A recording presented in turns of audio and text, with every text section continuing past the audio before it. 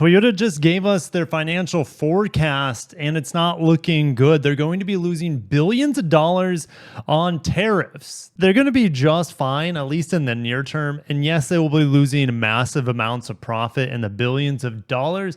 But unlike Ford, they're not raising prices. Ford's already considering jacking up the prices of one of my favorite vehicles on the market, the good old Maverick hybrid. We have a lot to talk about today.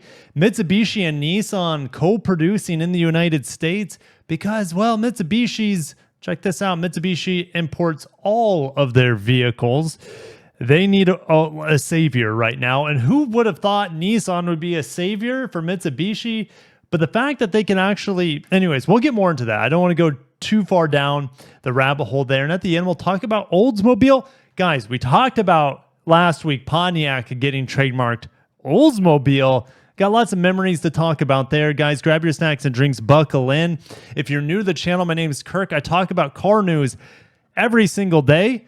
This morning, I showed you the brand new refreshed 26 Corolla Cross hybrid and gas models. Make sure to check out that video. I will be going to a Toyota event in just a couple weeks to give you probably, I don't have confirmation. If I did have confirmation, I couldn't tell you anyways, but I will be bringing you the reveal of the new redesigned 2026 Toyota RAV4 fully hybrid, fully plug-in hybrid, depending on what you want, and potentially battery electric coming down the hatch in years to come. Don't know if they're going to even have that announcement there. I kind of doubt it because they're going to be showing other EV models at this Toyota event. All right, are you guys ready to get into this? I'm done beating around the bush. I do want to revisit this before we get too far into it. I made a video last week saying how Mitsubishi and Mazda are going to get absolutely hammered by tariffs. Mitsubishi imports all their cars from Japan. Well, now because the Mirage is canceled. Previously, the Mirage, which was available here, the tiny little most affordable car in America sort of thing, that was brought in from Thailand. Well, that's done. Mazda, only about 20% of their vehicles sold in America. The CX-50 is only one made in America. And Toyota, look at this. Over 50% of Toyota's cars sold in the United States are not built in the United States. All right, they come from Canada, they come from Mexico, they come from Japan.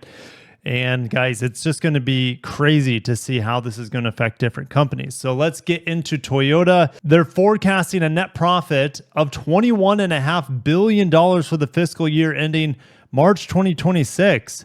Down 35% from the year before. I think I did the math on this. I think the calculator's still up. That means previously their net profit was 33 billion US dollars. Now it's all the way down to $21 billion with tariffs being accounted for. The yen is also appreciating against the dollar, which is hurting their revenue and profit numbers as well. Now net revenue is up, which I think we have a graph here. Here we go. Net revenue is going to be up, they're expecting in 2025, but look at the drop in net profit.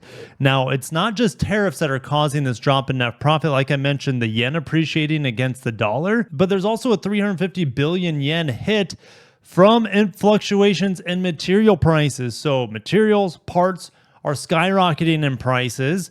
Once again, I don't know if this is because of tariffs, just throwing everything in the meat grinder right now. But tariffs here, guys, tariffs are not the most important thing here for the massive drop in net profit for Toyota. So the 180 billion yen is the cost of about $1.2 billion for tariffs. 745, so a little over 4 times more for the drop in net profit is due to the stronger yen versus the US dollar. And you could even say parts getting more expensive is about 2 times more expensive than the cost of what tariffs are going to be. But the company did not offer an estimate for potential full year effect from the tariffs. As the government and its agencies are currently working hard, details of the U.S. tariffs are still changeable. It is very difficult to predict what will happen next. I mean, day to day, we don't know what's going to happen. On the other hand, we have already included the effect of parts which have been implemented in our forecast for this fiscal year. So here's the thing. They've only implemented tariffs for a short portion of the year. These costs have been already extrapolated for the rest of the year. So 180 billion is just probably for the next quarter. This could quadruple. Okay, so 180 times 4. So it could be costing them over 700 billion yen when if tariffs don't change at all. At least in the near term, it's 180 billion yen. Crazy. Now, this is going to be good news for you guys. Toyota is not taking any short-term measures such as raising prices due to tariffs. Doesn't mean medium term, like by the end of the year, they could raise prices.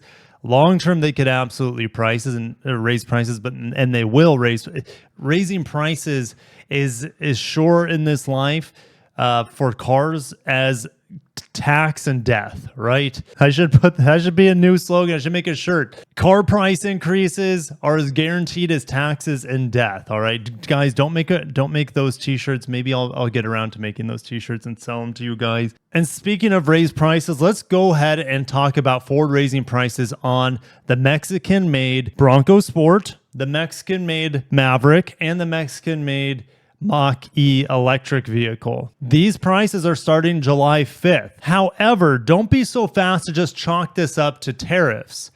Look at this. The Ford spokesperson said the price hikes are part of the brand's usual mid-year pricing changes.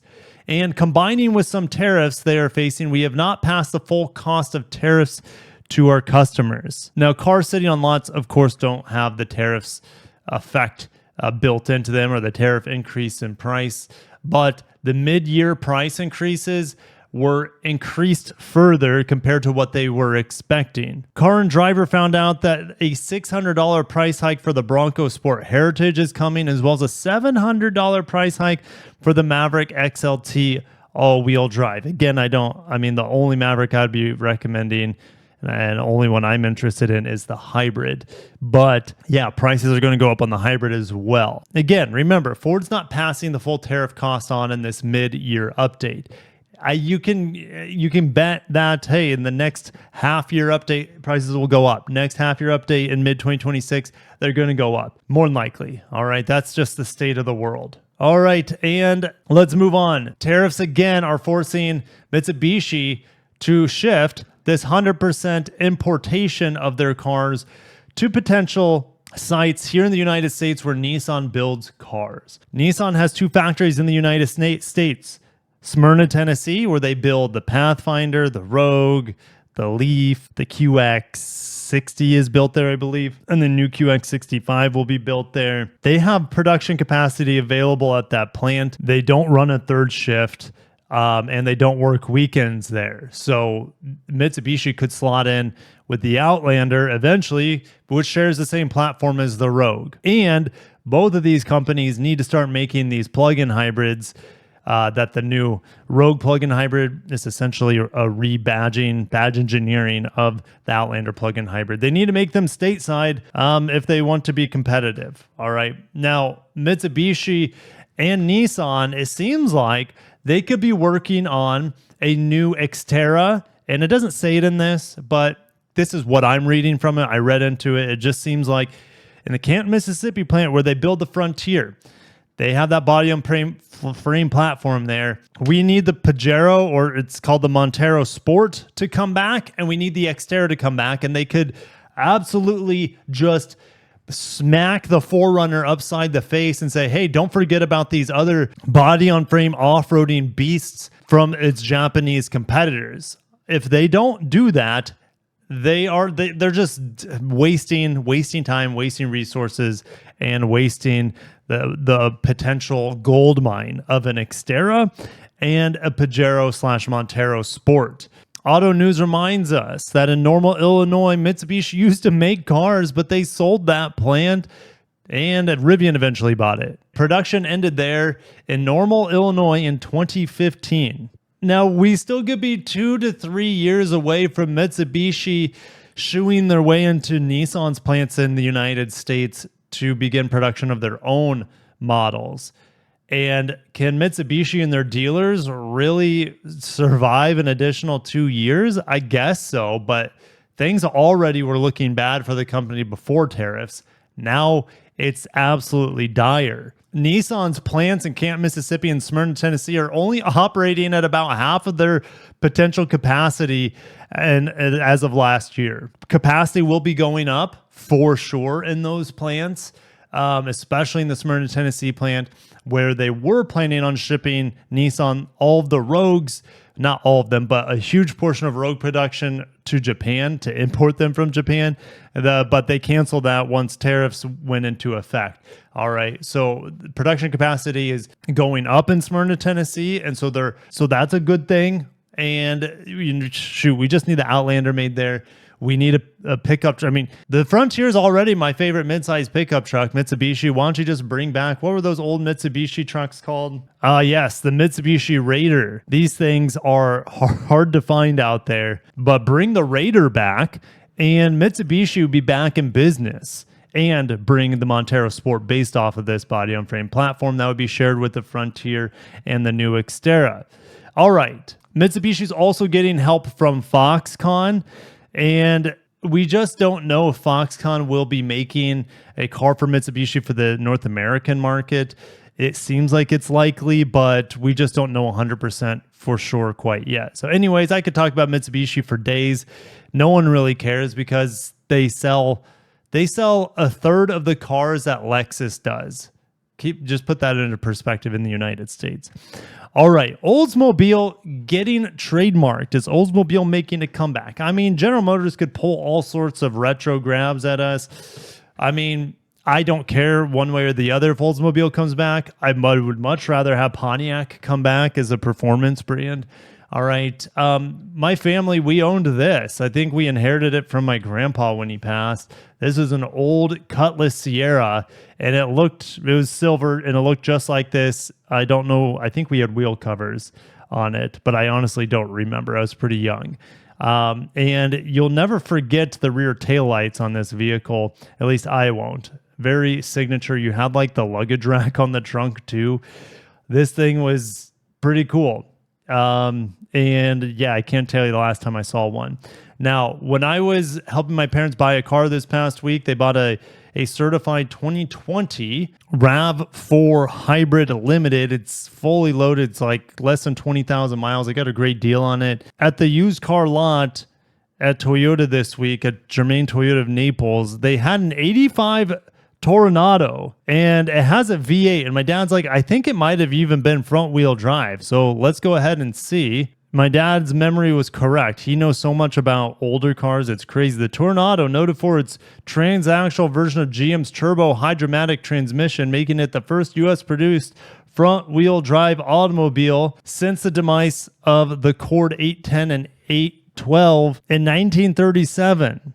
And yes, a front-wheel drive V8. Okay, so it was the third generation that was being for sale. This is such a weird car, but guys, as crazy as it looked on the outside, it was a white one like we saw. Yes, here it is. Okay, I took a picture of it because I thought it was just so cool. It had low miles. I want to say it had something like 60,000 miles on it. It's no longer there at the dealership. Someone picked it up. This thing was crazy. Look at this interior. These seats look like the most comfortable seats I've seen in a car for a long time. Now, if you took a turn, you're just going to be sliding everywhere, but that's okay. This is a slow-rolling vehicle, all about that smooth V8 life. Front-wheel drive, though, is so weird. But, guys, look at the wood grain on the dash. You had rear defroster. Here's your light control. You just push the button for lights. That's how it was back in the day. Everything was a block or hard edge or square. Besides the seats, everything was just like squares, rectangles everywhere. I mean, we saw that on the outside of the vehicle, right? Just like a big rectangle. Column shifter, this old school boomerang steering wheel. Like, look at the wood grain in the steering wheel. I love it. Okay, just love the old. It just looks so old. This 85 vehicle. All right. I mean, when this vehicle came out, I bet people saw the interior and thought the same thing. Man, this thing looks old. And yes, is Oldsmobile making a comeback? I highly doubt it, unless it's some one-off sort of vehicle for just a quick cash grab and they discontinue the Oldsmobile naming. Oh, and I also wanted to, they're the power door. or sorry, the power seat controls, I forgot to mention, were like right here on the armrest area. Yes, the power seats. Super cool. Anyways, I'm shutting it down. Toyota. Yeah, they're losing billions. Mazda, they'll be losing billions. Mitsubishi, well, they might be losing their entire business here in the United States. We'll see over time, guys. Thank you for watching, and I'll see you in the comment section. Like I said, make sure you subscribe for the huge Toyota coverage that's coming. I've already been posting with the Corolla Cross, the Corolla hatchback. I updated you guys on the 26 Nightshade, Camry. We have all the new GR sports cars with the new colors and body kits and stuff. So anyways, that's all going to be hands-on coverage in just a few weeks. So stay tuned for all of that. Make sure you subscribe. You won't want to miss any of that Toyota coverage coming down the hatch. Have a great day, guys. I really appreciate you watching my content. And just a little insider, I feel like I can share this. I'm very excited. We're buying our first house, my family. My wife and I were excited to buy our first house, and that wouldn't be possible without your support on the channel. Just you guys watching my videos has been a dream come true. So I want to thank you guys. And if I don't post for a few days because I'm moving in the next few weeks, well, now you know why. All right. But there's going to be a lot of cool shots I can get at my new place. Just got to tidy up the paperwork, all that good stuff. And it's a bit stressful, as you guys know, but it's going to be worth every second. Thank you guys. Have a great day and peace.